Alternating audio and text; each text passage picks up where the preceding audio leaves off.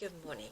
So, the independent inquiry into the child sex abuse in England and Watchtower's part in that.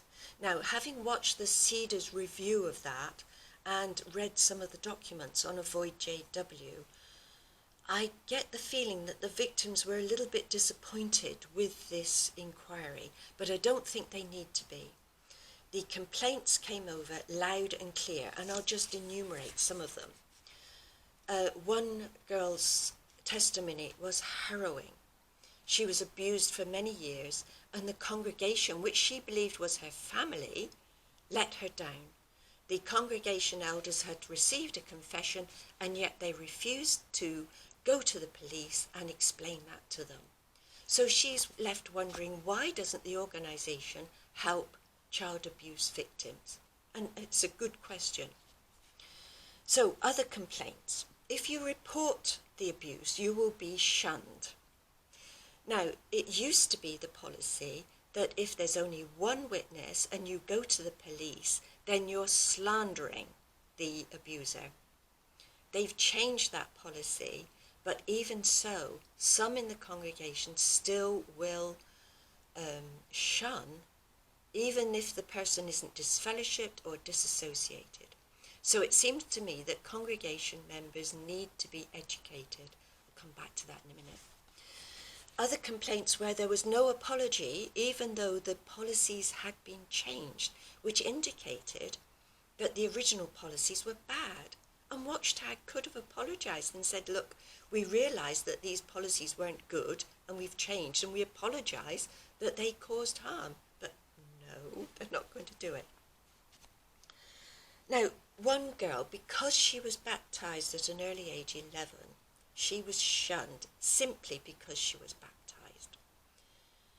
Now, she was so badly abused and her family didn't help her out that she got a nose piercing. It's a knee-jerk reaction to what's happened to you. Now, there was more fuss over the nose piercing than there was about the abuse. And that's just crazy. So what can we do to educate the congregation? Well, they need to know that abuse destroys completely a child's life. It colours the rest of their life. Watchtower talks about them recovering. I don't believe that they can. Well, not properly, anyway. The congregation needs to recognise that. They need to recognise that, first of all, the abuser needs to stop doing what he or she is doing. And also, that's to protect others. And then the abuser needs to have it explained to them that what they're doing is wrong. And there's a slight chance that they might repent. It's dicey. That's a dicey one. But anyway, so now we come to Paul Gillies. Now, what we need to remember here is that the counsel, that's the young lady asking the questions, I expect she's a barrister, she has to hear both sides of the story before she can give a verdict. Now, she can't even give the impression that she favours one side over the other until the end. So for victims, please don't be disappointed in this inquiry. We've yet to have the end of this inquiry. We've yet to have the results. They're yet to come. So keep your chin up. It probably will be all right. Now, Paul Gillies was a cold fish if ever I saw one. He claimed that Jehovah's Witnesses are based on first century Christianity, and then when counsel asked him, well, what training do branch committee members have? He said, well, they go to New York for 5 months and they are trained in our policies, our way of handling matters. Oh yes, he paid lip service. Oh yes, they need to know the Bible, but more importantly, they need to know Watchtower's policies. I don't know if that came across to anyone.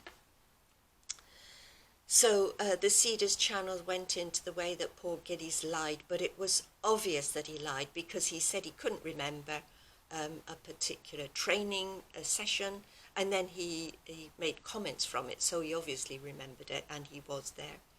but council won't be, what's the word? She won't be deceived by that. Then she asked Watchtower about the budget. What budget do you have for child protection? And Paul Gillies didn't know, and so she asked, could he supply her with one later on?